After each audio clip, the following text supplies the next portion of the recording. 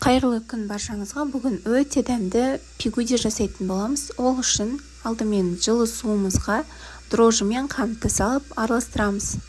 Одан кейін 20 минутқа қойып қоямыз.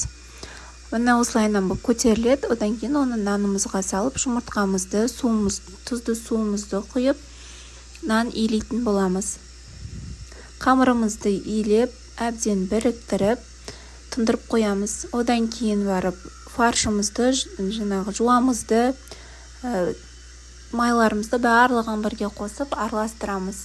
Одан кейін тұнып тұрған нанымызды осылайынан бөліп, және де видеодағындай домалақтап, шағын етіп кесіп аламыз. Кесіп алып, оны оқтаудың көмегімен жайып, жұқағып жайыңыздар, нанымыз көтеріледі. Біраз тұрған кезде қалың болып қалуы мүмкін. Осылайынан жайып алғаннан кейін фаршымызды салып, дәл видеодағындай осылайынан өреміз. Өрген жерлеріңіз қалың болып кетпес үшін кішкене ғана жерді аласыздар. То қалың болып бүткіл тестаңыз осы түйіршікте қалып қалуы мүмкін. Осылайынан өріп аламыз, әдемілеп. Міне осылайынан болып шықты өргеніміз. Ерекше және әдемі болып көрінді.